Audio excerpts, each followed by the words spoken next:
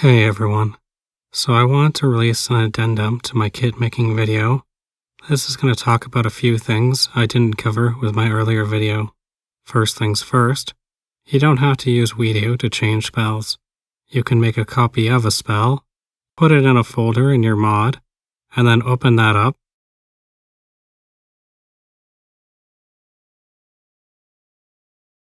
And change its type to priest or whatever you'd like.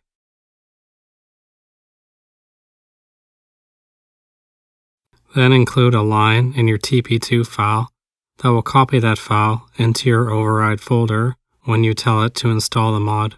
Doing it in WeDo is just a cleaner way of doing it, and it's a good introduction to alternatives. I didn't spell this out in the video, but if you want to change 2DA files associated with an aspect of your kit, then it's really just a question of finding out the file name of that 2DA file, searching IESDP to figure out what its different columns are for, and then making changes. It's not a coincidence that these correspond with 2DA file names. But here are a few other 2DA files you can check out. LU 2DA files are used to determine what higher level abilities or spells this character will get access to in BG2EE once they level up at or beyond 3 million XP. So in the Druid's case, think the new shapeshift abilities and spells they start getting access to at level 15. This will just be set to the default if you don't include a line for it, but you could make a custom LU file for your kit. Just be sure to include LU before the prefix in its name, so something like LUIZ remembering of course that it can't be more than 8 characters in length. Also, you're going to want to add the name of your LU file to the LUABBR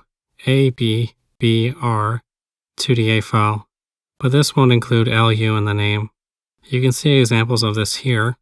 Each of these corresponds with an LU file for this class or subclass. So MA0 can be found under LU MA0. BDSTWEAP is a 2DA file that determines what items new characters start with in Siege of Dragonspear. Throne of Bhaal has something similar called 25STWEAP. For items that are stacked on top of each other, like ammo, you can put a comma followed by how many of them there are. The tutorial covered some of the basics when it comes to what 2DA files cover.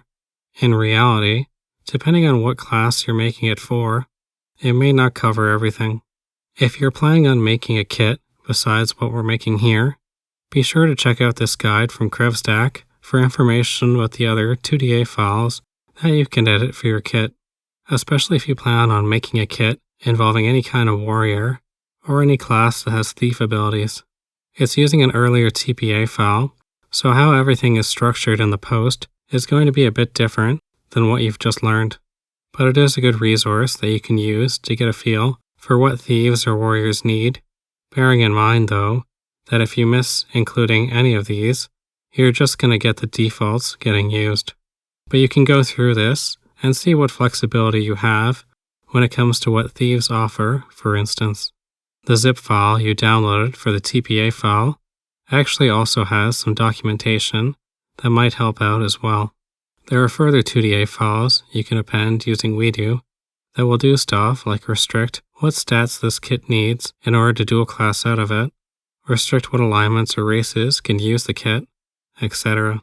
Also keep in mind that some 2DA files use a binary 0 for no, 1 for yes system, especially when it comes to character restrictions on race or alignment. If you're looking to permit a kit based on race or alignment, just know that you can't permit more than what your base class permits. So if you were to make it so that dwarves could take a druid kit, it wouldn't work without further modifications.